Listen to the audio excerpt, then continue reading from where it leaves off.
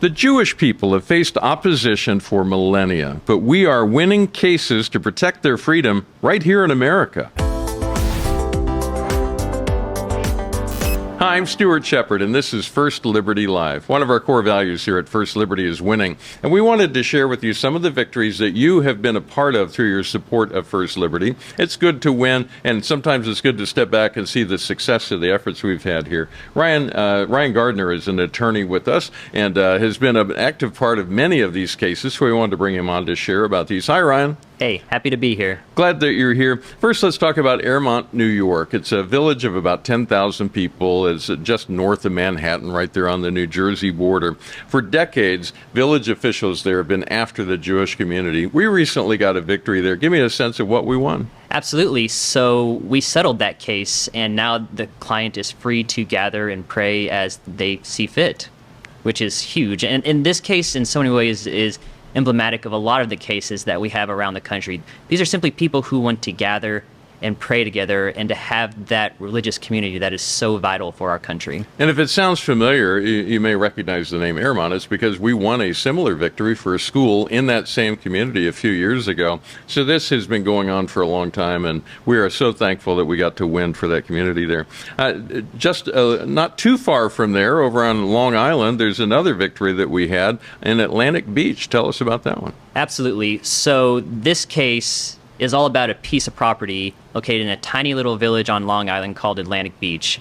This property sat vacant for years, and then our client, Rabbi Goodman, saw this property and thought it would be a great place to put a synagogue, and so he purchased this property, and shortly after purchasing it, he had a Hanukkah lighting ceremony, and this clearly got the attention of the local government and a lot of the members of the community, and within weeks of that ceremony, the village initiated eminent domain proceedings to seize that property from the rabbi and take it for the village's own use. And the key thing about that is, as you mentioned, it had been sitting empty for years prior, but suddenly they said, we have a sudden need for a... Apparently they wanted to build a lifeguard shack there or something to that effect. A community center, I think, is the exact wording that they used. Wanted to do lifeguard training, they said, at a place that's not even close to the beach.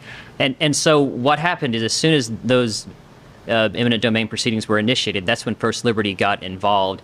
And we filed a lawsuit in federal court and were able to have a court issue an injunctive order to stop the village from moving forward with eminent domain, which, if I can pause for a sec and just emphasize this, that is a huge victory, and that is something that is very, very difficult to do. It is very hard. Once the wheels of a state court proceeding like that get going, it's very hard to have that halted by a federal court, but we accomplished just that in that case. And after we achieved that initial victory, that gave us an opening to start a dialogue with the village of Atlantic Beach, which they were receptive to their credit, and is much appreciated. And so we began many months of mediation, talking back and forth, trying to find a way for the Chabad of the Beaches to coexist and bless this community there in Atlantic Beach. And ultimately, we have executed a settlement agreement with the village of Atlantic Beach that will allow the rabbi to keep the property and to move forward with his plans to build a synagogue there. So we greatly appreciate the village's cooperation in doing just that, and we are thrilled that our client is going to be able to move forward with his vision. It's fun talking about wins. Let's talk about another. We're going to move from New York to Houston, Texas, where officials were a little slow to turn the lights on at a synagogue there. Tell me about that one. Absolutely. So Hamish of Houston is the client there. And basically, they have a synagogue that is set up in the middle of a neighborhood. Now, this neighborhood is largely populated by Orthodox Jews, and this synagogue is basically the focal point of this community. As you might know, on Sabbath, members of the Orthodox Jewish community cannot drive vehicles, and so they go there and gather to pray. And beyond that, they even gather on daily basis to engage in communal prayer. And what happened is, through an electrical malfunction, they lost power to that synagogue. When they asked the city for a permit to get it turned back on, the city told them no. Well, and the reason why, I'm sure that's a question you're wanting to know, right? Why did they say it? Well, that's a good question, because they kept changing their minds on why. First, the city said it had to do with a deck that they built in their backyard that they didn't get permission from the city to build. Okay. And Then it shifted to, well, actually, you didn't have a proper certificate of occupancy to have that synagogue open. But here's the kicker on that. They've been there for years.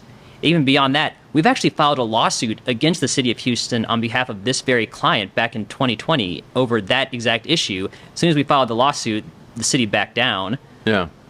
But they started raising that again. But it shifted even from that. On the day in court, we walk in and the city suddenly said, this is all about electrical safety. We think that what you're doing is taxing the grid and that turning the power back on would be unsafe, which of course is preposterous. But it was shifting explanations. So we filed a lawsuit against them. We went into court. And when we got there, the judge basically looked at this and said, can we cut a deal on this and make this work? And leaned on the city to grease the wheels in order to get the power restored, which is exactly what happened. Right after that hearing, we entered basically an agreement with the city that they were going to work with us to restore power. We got an electrician out there to look over everything that afternoon. And here's the funny part. Yeah. The guy, after all of this back and forth, after going to court, the electrician goes out there, looks at everything for less than 5 minutes, and says, this is good to go. Let's get it turned back on. And then the power was restored just in time for the Festival of Lights. So it's kind of a cool thing here that the client was able to celebrate the Festival of Lights with power. Outstanding. From Texas, we're going to move to Beverly Hills, California, where officials there were harassing Jewish families. Yeah, same kind of thing. There's a consistent theme here that these are just members of the Jewish community who want to gather in small, private, intimate settings to safely pray together. And so Rabbi Alulian uses his home as a place for people in his communities, his friends, his families, his neighbors, to gather together to worship and pray together. They do this on a daily basis. In addition, he has Shabbat dinners on Friday, which is the Sabbath for them. And he received a letter from the city of Beverly Hills telling him to cease and desist from holding any religious gatherings of any nature with anybody who didn't actually live at the property. So they basically told him, you can't have friends over, you can't have family over if they're not living on the property. You have to stop all religious activities. Which, I've not been to the neighborhood, but I'm guessing that on occasion people have friends over to watch a game on a big screen TV, or have them over even for a Bible study or something. This is Beverly Hills that we're talking about. Everybody in this country knows Beverly Hills. We're talking about mansions everywhere. We're talking about people who have poker nights on a regular basis, have parties on a regular basis. Like everything under the sun that you can imagine is happening in Beverly Hills. But the city chose to single out this one rabbi who was gathering with a few of his friends and family to pray. And we've won. Yeah, and that's the good news. So we sent a letter to the city.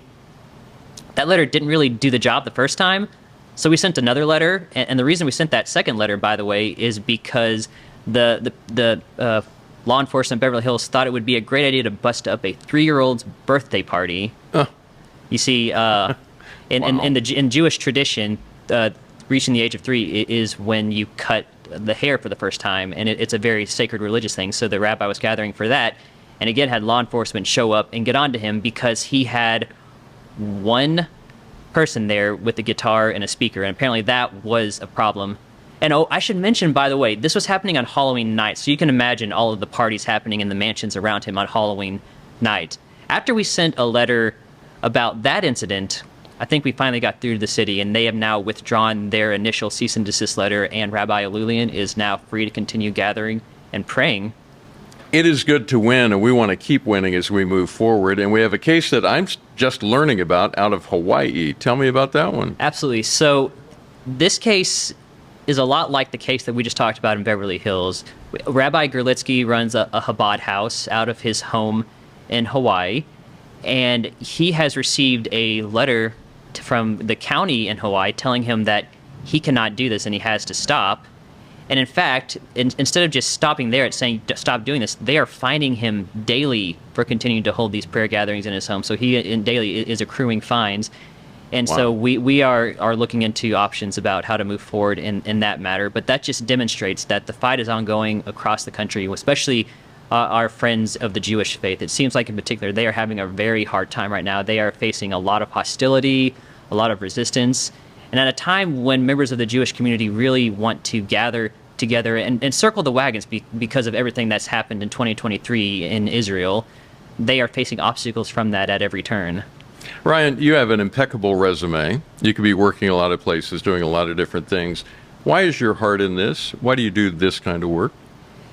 I feel called to do this kind of work, frankly. I feel like God's put it on my heart that religious liberty is the most important liberty that any of us have. It is the reason for America to exist at all to begin with. And it's a fight that I am honored to be a part of and will continue to be a part of. Very good. Ryan Gardner, great chatting with you. Appreciate the update on all these and look forward to hearing about more victories in the future. Absolutely. Thanks for having me. It is vitally important that people of all faiths have an experienced, successful legal organization who will come alongside them when they face challenges from government. It is very hard to sue city government, state government, especially the federal government, and it takes a lot of resources to do that, but we are willing to go into those battles because, one, it's the right thing to do, and two, because those victories are victories for all of us. It helps set the precedent, set the line for where religious freedom is in America. If that's important to you, if that resonates with you, we invite you to be part of our work here by supporting us. Just look for the big red Give button